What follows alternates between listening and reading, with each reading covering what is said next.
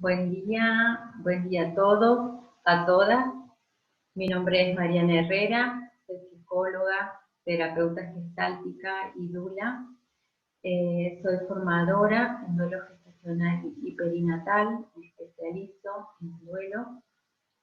Y actualmente estoy acompañando mucho a mamás, a parejas que, que están pasando por esta situación, por la muerte de un bebé en la etapa de gestación, al momento de nacer o al poco tiempo de haber nacido. Eh, creo que creo que es un tema muy importante. Estoy muy agradecida de poder estar en este congreso de crianza respetuosa, con este nombre que tiene el congreso, con lo que esto significa, pudiendo hablar de muerte gestacional y perinatal. Creo que es muy importante y verdaderamente estoy muy agradecida. Hoy les voy a hablar de cómo acompañamos a los niños, a las niñas, ante la muerte de un hermanito. Pero para poder llegar a hablar de cómo acompañamos a los niños y a las niñas, a nuestros hijos, hermanitos mayores, primero me gustaría poder hablar un poquito con ustedes de cómo vivimos la muerte, ¿no? Poder mirar un poco desde los adultos que somos a qué nos pasa con la muerte. ¿Sí? Estamos inmersos en una cultura que rinde culto al hedonismo, al placer, a la eterna juventud, ¿no? Siempre intento introducir de esta manera estas charlas. Entonces, dejamos fuera todo lo que tiene que ver con la muerte, con la vejez, con el dolor. Y también entra un poco en este globito de lo que vamos dejando fuera, lo que tiene que ver con la sexualidad, lo que tiene que ver con la vulnerabilidad, pero sobre todo con el dolor, con la tristeza. Son emociones que vamos tratando de sacarlas de nosotros, de nuestra experiencia, por catalogarlas como malas, el enojo, la ira, la tristeza. Entonces vivimos en una sociedad donde la muerte es un tabú, donde hablar de la muerte, tomar conciencia de la muerte es un tabú. Por lo tanto, vivir el duelo también es un tabú. No está permitido el tiempo, la habilitación a sentir, a llorar, a despedirnos, ¿sí? Entonces, si estamos inmersos en una cultura que vive así la muerte, podemos imaginarnos un poquito más, avanzando un poquito más en esa línea, qué implica la muerte de un bebé. Entonces, la muerte de un bebé durante la gestación es como el tabú del tabú del tabú. Por lo tanto, está prohibido. El tabú lo que hace es mandar como una orden de una prohibición. Esto está prohibido: ver, hablar, sentir, expresar. Entonces, cuando como mamá, como papá, pasamos por esta experiencia, cuando pasamos por la muerte de nuestro hijo en el útero, o al nacer, o al poquito tiempo de haber nacido, tampoco nos permitimos el duelo. También lo evitamos, también intentamos, porque no recibimos esa contención, no recibimos ese permiso desde nuestro entorno, desde la sociedad, desde nuestro entorno más cercano, que también al pertenecer a esa sociedad también funcionan de la misma manera, ¿no? Y ante la muerte de un bebé se activan un montón de defensas, de cuidarnos de ese dolor tan inmenso. Entonces todos los mensajes tienen que ver con hay que seguir, sos joven, ya vas a tener otro hijo, menos mal que no vivió mucho tiempo, que fue rápido. Y desde ahí llegan estos mensajes con la intención de no conectar con el dolor, de seguir bien la vida, de no mirar ahí mensajes y palabras que hacen mucho daño a la madre y al padre, que sin duda necesitan hablar de ese hijo, darle un lugar y reconocerlo. Pero en general lo que nos pasa es que nos dejamos llevar por esa fuerza que viene de afuera, que nos invita al silencio, a mirar para otro lado, a pasar la página. Y muchas veces lo terminamos haciendo. Lo que ocurre ahí es que este duelo, este dolor, queda bloqueado, queda inhibido. No es que desaparece, no es que lo hemos superado, sino que queda ahí esperando la oportunidad para manifestarse. Eso es lo que ocurre con nuestro proceso de duelo, y lo que ocurre con este hijo es que queda en la sombra, queda en el secreto, queda en un lugar en el que no está presente, muchas veces no le hemos dado un nombre, no tiene una identidad. Entonces queda ahí como en el aire esa existencia.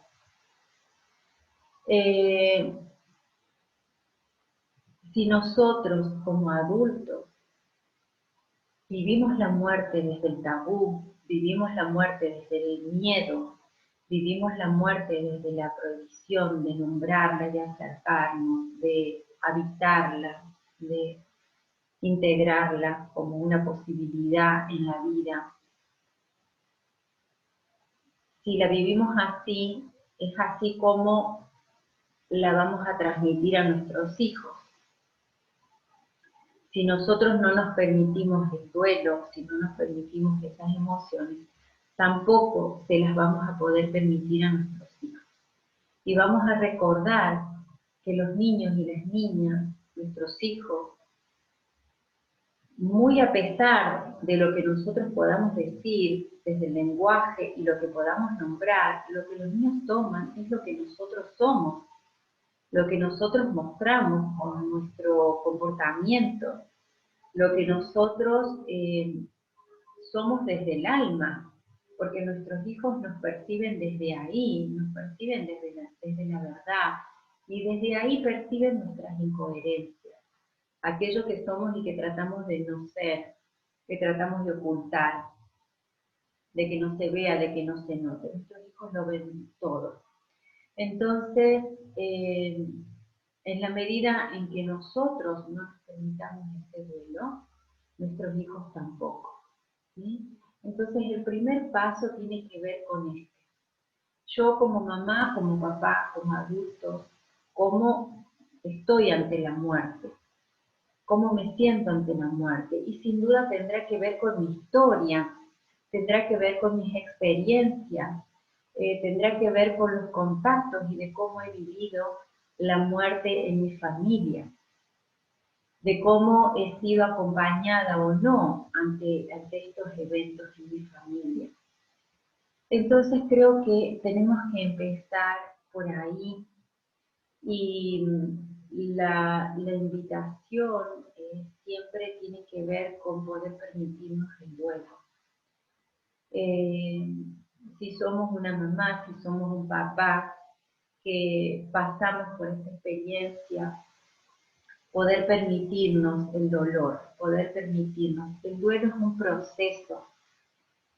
proceso que tiene diferentes etapas de alguna manera, aunque van y vienen, pero que implican un estado, que implican una emoción muy profunda y que solo en la medida en la que nos permitamos caminar ese duelo y vivirlo, es que vamos a poder volver a la vida, que vamos a poder volver a la felicidad, a la plenitud, que vamos a poder volver al proyecto de maternidad, de paternidad, a pensar en un nuevo hijo, a gestarlo y a parirlo. Entonces, ojalá podamos permitirnos ese tiempo ese paréntesis en la vida para ir hacia ese duelo y después resurgir. ¿Qué es lo que hacemos con nuestros niños? Cuando una mamá queda embarazada y tiene un hijo mayor, vamos a suponer que este hijo mayor tiene 2 años, 3 años, 4, ¿verdad? Por decir una edad. Pero ¿qué es lo que hacemos en la felicidad que tenemos de estar gestando, de ser madre, padre de nuevo? Le compartimos a este hijo, compartimos con la familia, muchas veces la noticia, y ya nos sentimos madres, padres de otro ser, y estamos contentos y nos imaginamos, nos fantaseamos cómo va a ser cuando nazca, tal cosa, tal otra. Hablamos delante de este hijo que ya tenemos, proyectamos, nos ilusionamos. Este hijo que ya tenemos, de 2, 3 años, eh, le aparta un juguetito de él para el hermano, para la hermanita, empiezan a hablar de cómo va a ser la habitación, cómo van a dormir, cómo se van a organizar. Ese bebé tiene contacto con la panza de su mamá que va creciendo, le da caricias, juega. Entonces este hijo va participando de esa existencia, de esa vida, de ese hermano que ya es, que ya habita, que ya está presente concretamente. No solo esto, lo voy a dejar un ratito aquí, entre paréntesis, sino que los niños, cuanto más pequeños, más aún, saben en su alma cuando la madre está embarazada. Muchos niños lo saben antes de la madre. Antes de que la madre tenga el test positivo, antes de siquiera que la madre haya tenido la falta de la menstruación, ese niño, esa niña, ya saben que su madre está embarazada. No lo saben desde lo racional, lo saben desde el alma, lo perciben a ese ser habitando el útero de su mamá. Una mamá que acompañé me contaba que su hija mayor de 2, 3 años, cuando ella quedó embarazada sin decírselo a nadie, aún antes de saberlo ella misma, de pronto un día su hijita empezó a darle besos en la panza, algo que nunca había hecho antes, y todos los días le daba besos en la panza y le daba besos en la panza. En el transcurso de esos días la mamá se entera del embarazo, comprende los besos en la panza de su hija mayor. Transcurren un par de semanas entre esta duda, le cuento, no le cuento a la familia, espero, este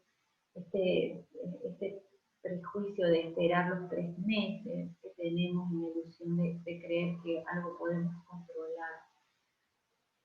Lo cierto es que no alcanzó a contarle a su hija que estaba embarazada cuando esa gestación se detuvo y cuando se desencadenó este parto de este bebé sin vida en el primer trimestre.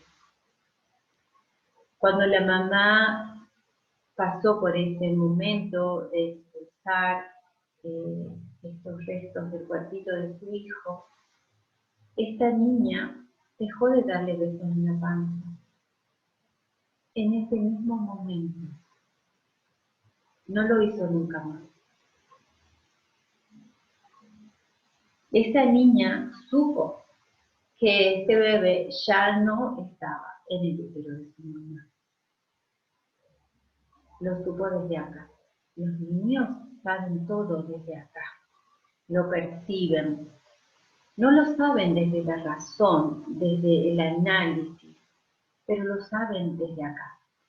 Entonces, ellos no pueden entender qué es lo que pasa cuando esta mamá y este papá pasan por la muerte de su bebé.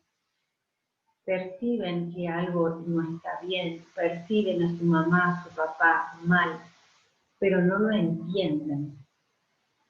Entonces, volviendo con esto que había dejado acá entre paréntesis, cuando estamos gestando un bebé, lo hacemos partícipe a nuestro hijo mayor de esa vida que estamos esperando a que nazca.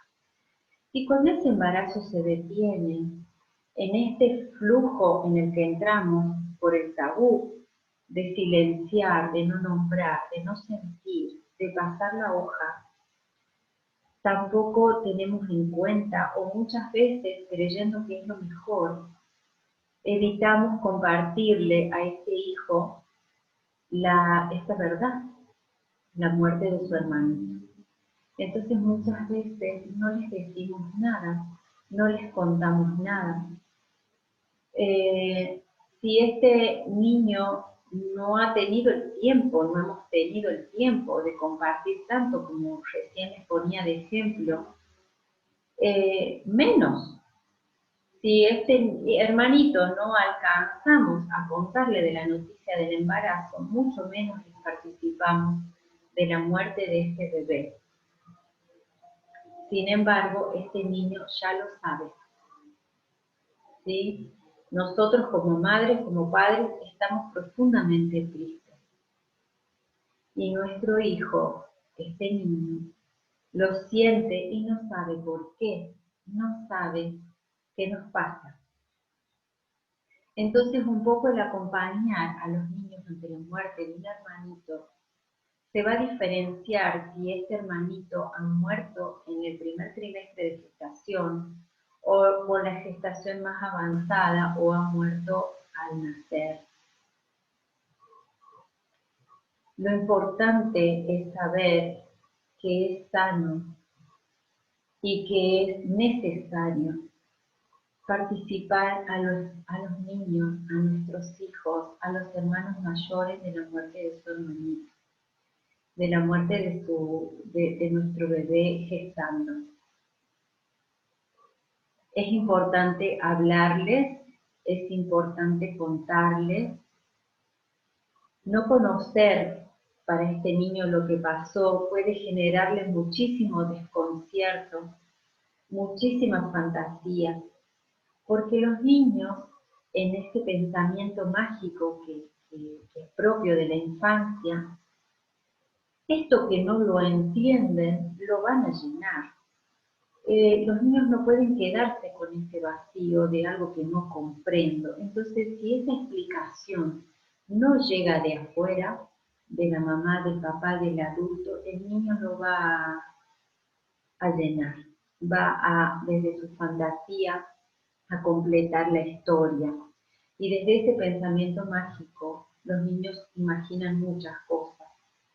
Y muchas de estas cosas son más tremendas que la verdad, ¿sí? Muchas de estas cosas que los niños imaginan le generan a ese niño más dolor. Por ejemplo, por poner algo, cuando el niño ve a su mamá, a su papá tan tristes, llorando, tan angustiados, lo primero que el niño siente y piensa es que ha hecho algo malo. El niño tiene este pensamiento también autorreferencial constantemente. Es como que el mundo gira en torno a él o a ella misma. Por lo tanto, si la mamá está contenta, seguramente es por algo que ha hecho. Y si la mamá está triste, si la mamá y el papá están enojados, seguramente es por algo que han hecho. Entonces asumen esa responsabilidad. Y desde ese lugar es muy pesado para ese niño asumir este estado de la mamá y del papá, esta gran tristeza. Por lo tanto, es muy importante contarles y participarlos porque son un miembro de la familia. Y acá es donde yo voy a tomar un poco lo de la crianza respetuosa y que entendemos por crianza respetuosa y por criar con respeto a ese ser, que no entendemos un niño que no tiene idea de nada, que no sabe, que no entiende, que no... Entendemos un ser sabio en ese cuerpito pequeño que necesita contención y guía, cuidado para desplegar su ser. Entonces, desde ese lugar, participar a nuestros niños de la muerte de su hermanito, contarles la verdad, permitirles expresar sus emociones, permitirles hacer su duelo, tiene que ver con respetarlos. Entonces, en la medida en que podamos permitirnos el duelo, a nosotros como adultos vamos a poder permitirles a nuestros niños también. Y viviremos la familia completa el duelo por este hijo, por este bebé que ha muerto. ¿Cómo acompañar a los niños? ¿Cómo darles la noticia? ¿Cómo acercar esta realidad a ellos?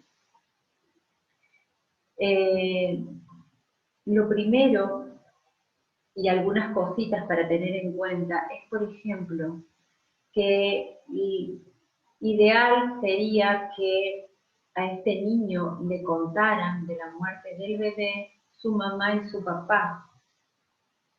¿Por qué? Porque son su mamá y su papá, porque son sus personas más amadas, porque son las personas para ese niño de mayor confianza, porque son sus figuras de seguridad.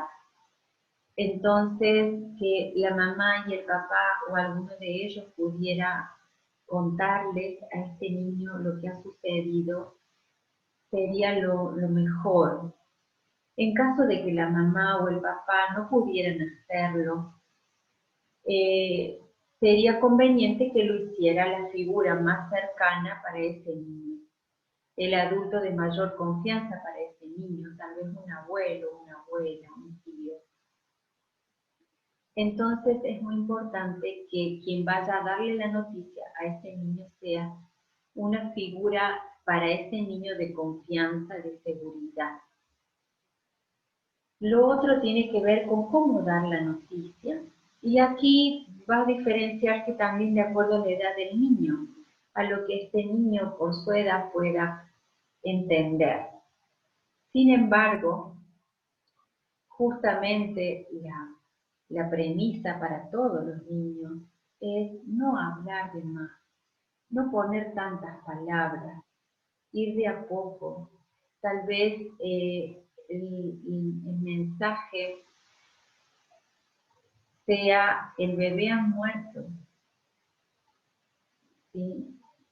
Y desde ahí ir acompañando a lo que este niño vaya necesitando saber. Los niños van a preguntar. Si los niños nos saben y nos sienten disponibles para ellos, se van a acercar con sus preguntas y van a empezar a preguntar, ¿qué es lo que tenemos a mano para acompañarnos a contarles de lo que ha sucedido? La naturaleza. Sería importante evitar frases como que el bebé se ha ido al cielo, como que ahora vive en una estrella, como que se ha dormido para siempre, porque para los niños también todo es literal. Entonces, si le decimos que el bebé se ha ido a vivir a una estrella, lo van a buscar en esa estrella. Van a querer que venga de esa estrella, que por qué está en la estrella, que por qué no viene de vuelta con nosotros, y va a querer que vuelva a esa estrella. Un niño una vez que también había quedado con esta idea de que su hermanito vivía en el cielo, que estaba en el cielo, tenían oportunidad de ir de vacaciones y de viajar en avión por primera vez y se puso muy feliz porque iba a viajar en avión por el cielo y probablemente lo iba a ver a su hermano, lo iba a visitar. Entonces para los niños es literal lo que les decimos. Y luego va a ser más difícil desandar eso que hemos dicho. Entonces ellos van a ir preguntando cada vez más. Si le hemos dicho que ese niño que ese bebé se ha ido a vivir a la estrella, va a preguntar cómo es la estrella, dónde está la estrella, cómo podemos llegar a la estrella, por qué está en la estrella. Y Si queremos dar respuesta nos vamos a ir enredando cada vez más y al contrario de dar tranquilidad vamos a generar mayor desconcierto. Entonces, ¿qué tenemos a la mano real y concreto para ir transmitiendo y acercando a nuestro hijo a esta realidad de la muerte? La naturaleza, las estaciones, el verano, la primavera, el invierno, el otoño, cuando todo se vuelve para adentro, cuando los árboles pierden las hojas, cuando la naturaleza un poco muere. Tenemos la naturaleza, las estaciones, el día, la noche, este ciclo de algo que empieza, termina, llega a su fin, vuelve a empezar y así. Seguramente o probablemente hayamos pasado por la muerte de algún otro familiar, un abuelo, algún tío, o hayamos pasado por la muerte de alguna mascota, un perrito, un gatito que se haya muerto, nuestro, del vecino, de la tía. Algún bichito por ahí, hemos estado en el patio juntando piedritas y hemos visto un cascarudo, una mariposa muerta y el niño ha preguntado, ¿qué es esto? ¿Qué le pasó al bichito? ¿Por qué no se mueve? Ahí están nuestros recursos para hablar de la muerte. Tenemos todo el tiempo elementos y tenemos todo el tiempo contacto con la muerte si queremos ver. Entonces desde ahí es que vamos a mostrarles a nuestros niños cómo es este ciclo, cómo es la muerte en la vida. Y desde ahí paso a paso vamos a ir acompañando, desde ahí los niños van a ir preguntando y vamos a ir respondiendo a medida que ellos pregunten. Porque cuando el niño hace una pregunta es cuando está preparado para recibir esa respuesta. Por eso es muy importante dar lugar a que el niño avance y estar disponible para responderle. También a la hora de darle noticia a nuestros niños, es importante tener en cuenta el lugar. Que el lugar donde podamos prepararnos para darle la noticia sea un lugar íntimo, sea un lugar familiar, sea un lugar donde nuestro niño, donde nosotros nos sintamos seguros de hablar, que no sea un lugar público, en una plaza, en un restaurante, que no sea en la clínica, en el sanatorio.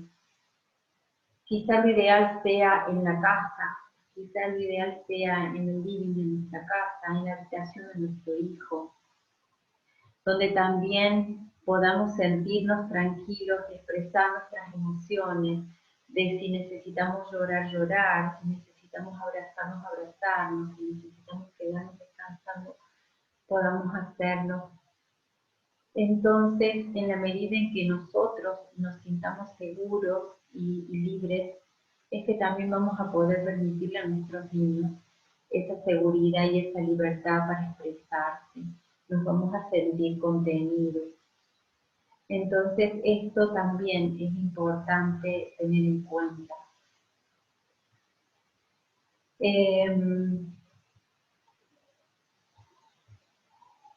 También saber que en la medida en que nos permitamos vivir el duelo, tanto los adultos como los niños, vamos a pasar por un proceso que al inicio tiene que ver con mucho desconcierto, con shock, con no comprender qué es lo que ha pasado, no poder entender, tiene que ver con una etapa de negación, de por qué a mí, por qué esto no puede ser cierto, esto es una pesadilla, ya me voy a despertar. Luego entramos en un momento de ira, de enojo, porque empezamos así, a tomar conciencia de qué me está pasando a mí, qué nos está pasando a nosotros, que esto es real. Y empezamos a enojarnos con esto que nos toca vivir, con Dios, con la vida, con el universo, con el médico, con mi marido, con todo el mundo, porque es tan grande el dolor que siento que que quisiera no estar pasando por esto. A medida que podemos ir transitando esta etapa, este estado, a medida que podemos ir permitiéndonos esto, vamos a ir avanzando hacia la aceptación de esta realidad, de este evento, de este hecho. A medida que vamos pudiendo aceptar esta realidad, vamos pudiendo aprender a convivir con esta realidad, que primero sentimos como ausencia de este hijo que no ha vivido para quedarse en este plano con nosotros, pero que cuando puedo permitirme este duelo voy haciendo presente a ese hijo. Entonces, de alguna manera, en el proceso del duelo, voy avanzando a construir un nuevo vínculo, una nueva relación con este hijo que no está físicamente presente, pero que sí está presente, que sí existe, que sí es parte y que no ha desaparecido, solo ha muerto. Entonces, nuestros niños van a hacer este proceso también. Es lo esperable que también tengan cambios en su comportamiento, que haya cambios en su rutina, que haya cambios en su estado de ánimo, que puedan estar más dispersos, más distraídos, más preocupados, que puedan estar más tristes, que puedan llorar en algún momento recordando al hermanito, que puedan encontrarse con un objeto que habían separado para el hermanito y sentir tristeza porque eso no va a poder ser ahora posible. Saber que es normal, que el proceso de duelo es un proceso emocional, adaptativo, sano y necesario. No es un proceso patológico, no es una patología psiquiátrica, no es un síndrome. En la medida en que nos reprimimos el duelo normal, podemos desencadenar un estado patológico, un duelo patológico. Pero en sí mismo, el proceso de duelo es normal. Por lo tanto, todo eso que vayamos sintiendo y todo eso que el niño va sintiendo y va manifestando también es normal. ¿Qué es lo que podemos hacer? Acompañar y permitir. Y ofrecer herramientas y recursos a nuestros niños de nuestra mano para integrar esa experiencia. Y acá es donde entran en juego los rituales. ¿Qué sucede? Que cuando muere un adulto en nuestra sociedad, mal que mal, y también vamos perdiendo este rito, existe el funeral, el velorio, este momento de despedida, de honrar al cuerpo, de tomar contacto, este momento social de nombrar esa muerte, de recibir ese apoyo, esa contención. Cuando muere un bebé, eso tampoco está. Tampoco existe. No es posible tener esa despedida la mayoría de las veces. Cuando ese bebé nace y muere en el tercer trimestre y con algunas características, tal vez sí es posible disponer de ese cuerpito para hacer una despedida, pero en general no es posible. Entonces nos quedamos vacíos de rituales. Necesitamos los rituales para concluir la experiencia. Entonces, cuando existe la posibilidad de tenerlo, muchas veces tampoco hacemos participar a nuestros niños de ese ritual por miedo a cómo lo van a vivir, por miedo a generar un trauma, por miedo a que se asusten, por miedo. Tenemos miedo de la muerte, tenemos miedo de las emociones, pero al hacer eso le evitamos y le negamos la posibilidad a nuestros niños de tomar contacto, de integrar y de hacer su proceso.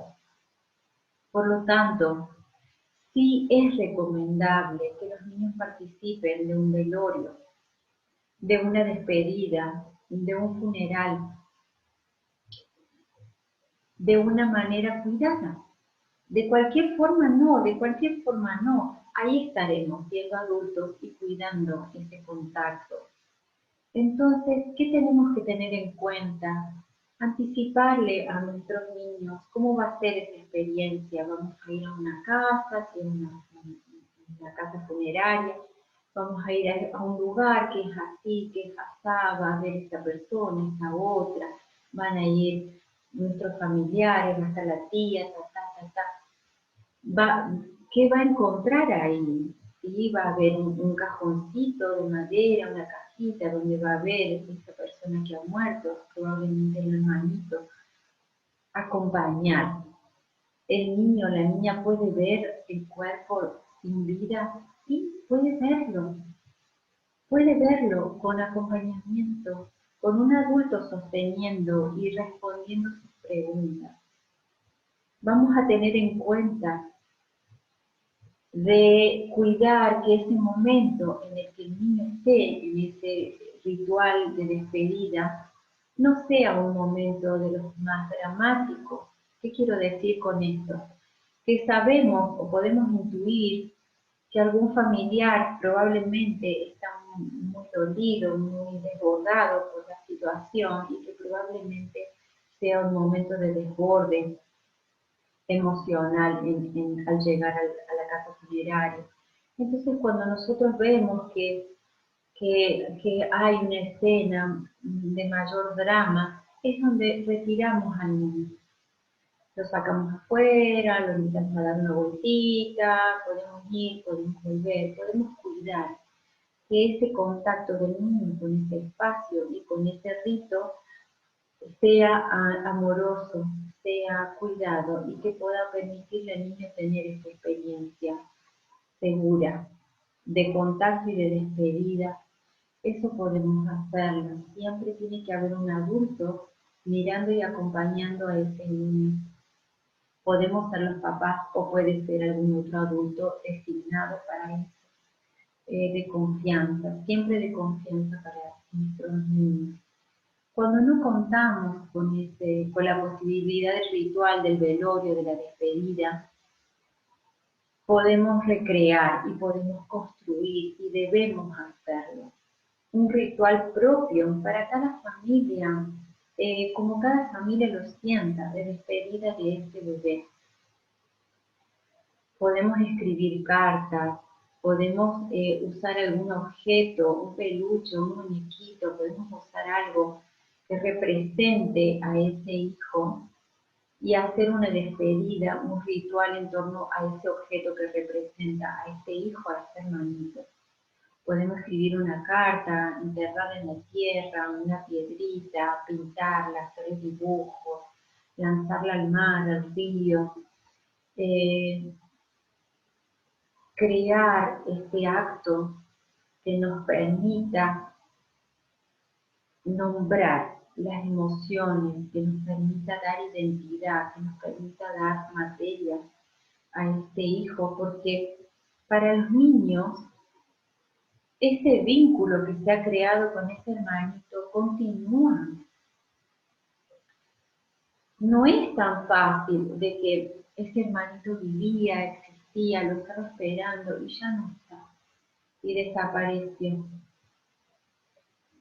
Entonces, acompañar a nuestros niños, a ese hermano, a poder dar un lugar a ese hermanito dentro de ellos, a poder continuar con este vínculo, a poder tener un contacto, una vivencia de ese hermanito.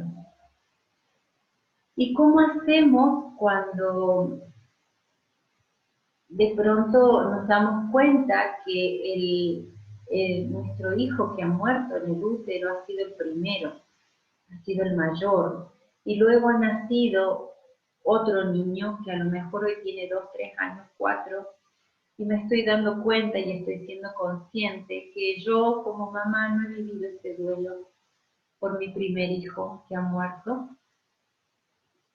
que no lo he contado, que no lo he integrado, que no lo he nombrado, que no lo cuento como un hijo.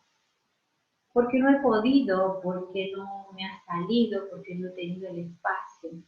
Sin embargo, hoy que tengo un segundo hijo que tiene 3, 4 años, 2, estoy tomando conciencia de esto y quiero hacer algo diferente. Puedo hacerlo.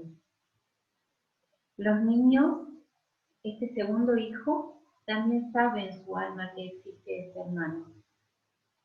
Por lo tanto, cuando nos animamos a nombrar a ese primer hijo que ha muerto, cuando nos animamos a traerlo, a hacerlo presente, a darle un lugar, a darle identidad, lo que hace nuestro hijo que vive y que está aquí saltando a nuestro alrededor es algo así como, sí,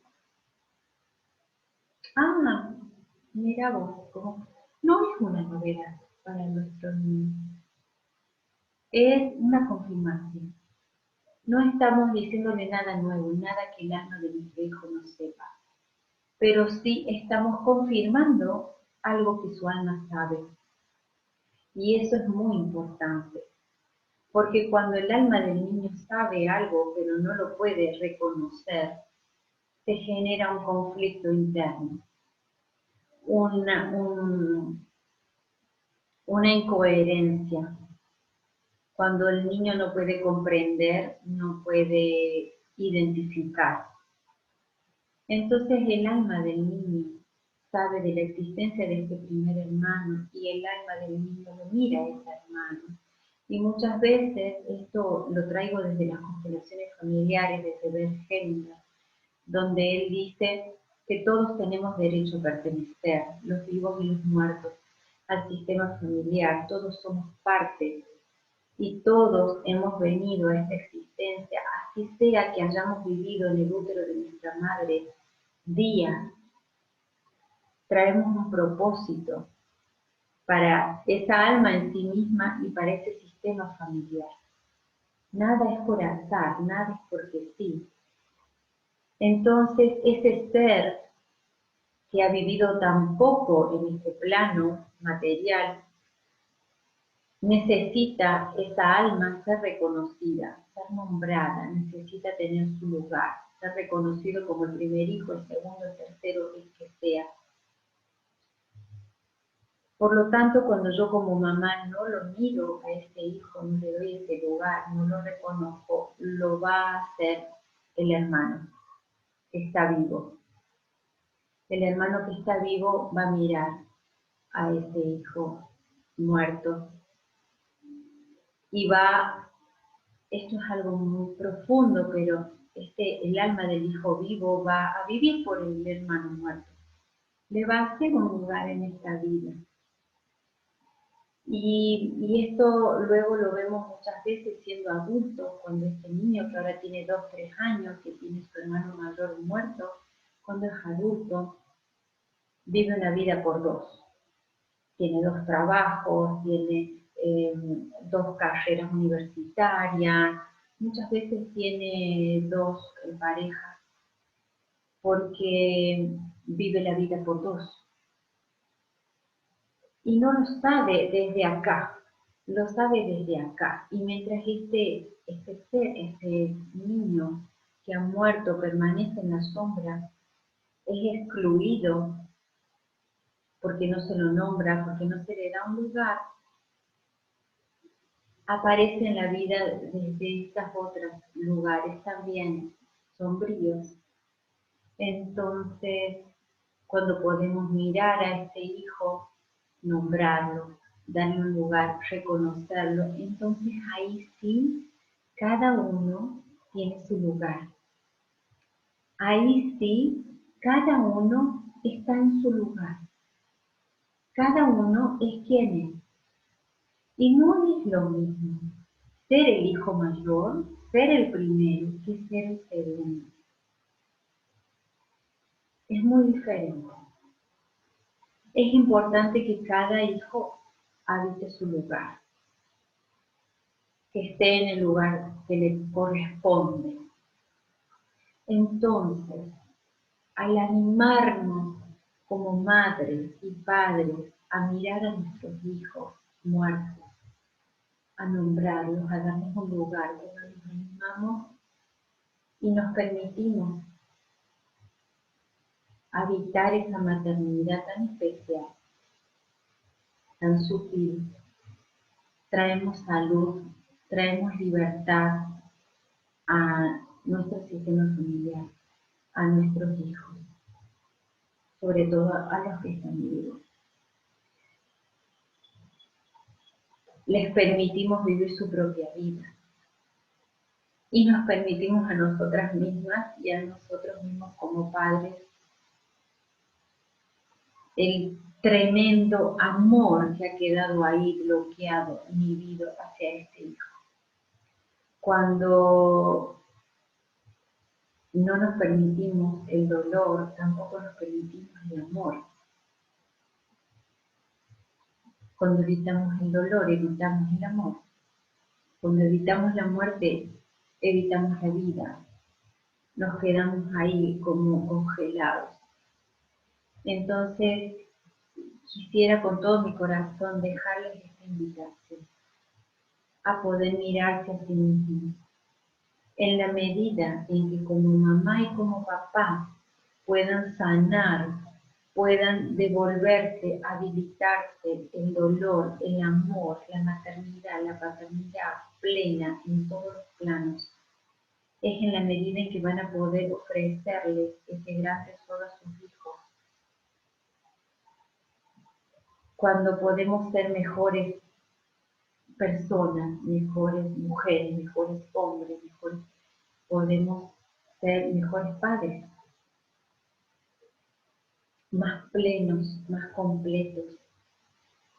Entonces los invito a mirar qué es lo que ha quedado abierto, qué es lo que ha quedado cerrado, qué es lo que ha quedado bloqueado, qué es lo que ha quedado en la sombra.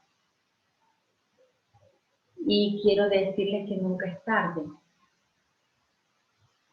porque el alma de los niños sabe. En la formación que yo comparto sobre duelo gestacional y perinatal, tengo alumnas adultas, por supuesto, muchas madres, que a raíz de estar en la formación y a raíz de tomar la invitación que les hago de mirar sus sistemas familiares, de indagar, de buscar información, de echar luz sobre estas muertes prematuras, muchas de ellas en la adultez y siendo madres se han enterado que han tenido hermanos que han muerto en el útero de sus madres. Y encontrarse con esta información y poder mirar y poder echarlos ha sido tremenda, que está siendo tremendamente liberador para ella y por consiguiente para sus hijos. Entonces quiero decirles que nunca es tarde, que siempre existe la posibilidad de reparar, de compensar, de volver a mirar y de volver a darnos lo que nos hemos dado a nosotros, a nuestros hijos. Siempre va a ser oportuno cuando sea el momento. Si nosotros pasamos por la experiencia de la muerte de un bebé en el útero o al poquito tiempo de nacer, y podemos permitirnos el duelo, y podemos permitirnos hacer presente a ese hijo con su nombre, podemos permitirnos tener la ecografía en un cuadrito, podemos permitirnos tener un pequeño altar en nuestra casa, un rincón con algún elemento que lo represente, podemos permitirnos tener una foto de cuando estábamos gestando a ese hijo. Y de esa manera, ese hijo que ha muerto permanece presente permanece vivo en nosotros, en nuestro recuerdo, en nuestro corazón, en nuestra familia.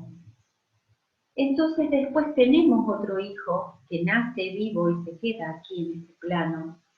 Y ese hijo va creciendo con ese entorno.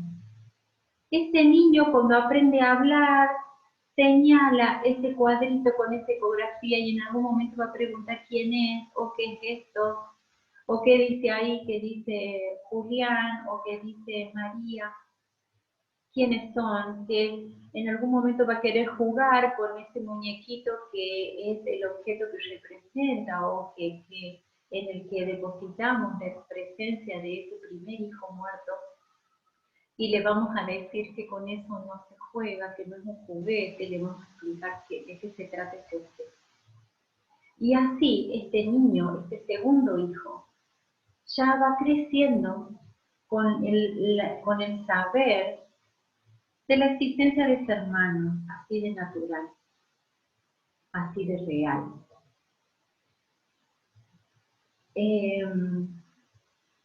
Hay un aspecto que no me quiero olvidar y que es muy importante, que tiene que ver con la escuela.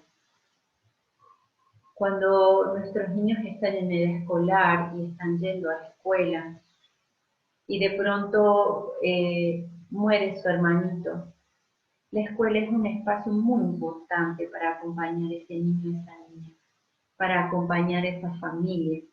La escuela es el entorno de este niño. El docente es una figura de referencia y de amor y de contención para ese niño. Es un adulto representativo, referente, importante para ese niño. Sus compañeritos y su escuela es un entorno seguro para ese niño. Por lo tanto, es muy importante que desde la escuela, desde el docente, pueda acompañar a ese niño también a nombrar a su hermano, que pueda hacer un lugar a esa vivencia, que pueda destinar un rato de la clase, un día, un momento, a darle lugar a que hable de su hermanito, de su hermanita que ha muerto, a que cuente el ritual que han hecho con la familia. Pueden entre los compañeritos y la clase hacer un ritual para sumar luz y acompañar a ese niño en la despedida de su hermana. El docente puede habilitar un espacio para la expresión de las emociones. La docente y el docente pueden acompañar el estado de este niño. Si yo puedo ver que este niño está en un proceso de duelo, que está distraído, que no tiene energía, puedo no exigirle, no forzarlo, puedo acompañarlo, puedo permitirle ese duelo. Puedo adecuar las tareas para ese momento, puedo habilitar que no haga ciertas tareas, ¿verdad? Puedo acompañar. Entonces, es muy importante que la escuela acompañe, muy importante, que acompañe a la familia, que acompañe al niño, que lo pueda abrazar y que lo pueda contener en este momento. Y saber cómo acompañar a un niño ante la muerte de un hermano o ante la muerte de un familiar, sobre todo de un hermano, es un tema importante para cualquier adulto. Me alegra muchísimo que ustedes puedan estar detrás de esta pantalla y que podamos estar compartiendo esto hoy, porque lo cierto es que no estamos exentos de vivirlo, no estamos exentos de vivir la muerte de un bebé, como mamá, como papá, como tía, como abuelas, como abuelos, como docentes, como profesionales de la salud, como profesionales acompañando niños. Entonces, poder mirar la muerte, poder hacerle un lugar, poder mirar mis propios duelos, poder crecer en este aspecto es fundamental para poder acompañar a nuestros niños y a nuestras niñas en respeto y en salud. También el tema del duelo gestacional y perinatal, la muerte de un bebé, es un tema inmenso. Hay muchísima información, hay muchísima bibliografía. Yo los invito a que se permitan investigar, a que se permitan mirar, a que tomemos conciencia de lo importante, lo fundante que es para el alma y el ser de un niño cuando tiene que vivir un evento así. El cómo viva la muerte va a quedar grabado en este niño para siempre.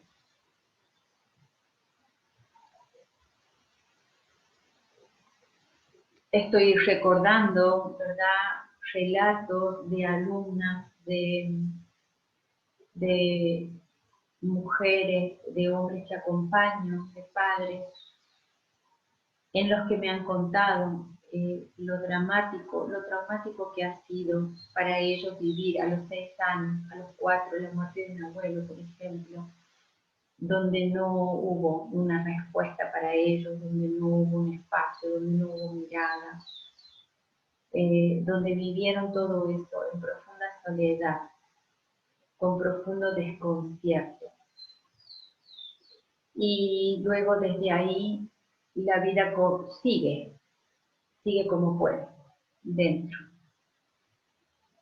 Entonces, poder dejarles nuevamente, como siempre digo, una puertita abierta a esta inmensidad. La muerte, poder vivirla como parte de la vida, como parte de un ciclo, como una etapa, como una transición, no como el fin, no como el final, no como algo que se termina, sino como una transformación, como un cambio de estado, como un puente también a la espiritualidad, que no tiene que ver con la religión, que es mucho más que la religión. La espiritualidad. Somos seres espirituales, además de este cuerpo físico. Entonces, ojalá pudiéramos volver a tomar contacto con esa espiritualidad y acompañar a nuestros niños a vivirla, a desplegarla, a nutrirla, sobre todo en estos tiempos que estamos viviendo. Creo que es un llamado también. Les agradezco profundamente el estar del otro lado compartiendo. Agradezco la oportunidad de estar hablando de este tema tan inmenso en este congreso. Quedo a disposición para lo que necesiten, alguna duda, algún comentario, más información. Seguramente estarán todos los datos de mis redes, mis contactos para ustedes. Muchísimas gracias por este compartir. Bendiciones para todos.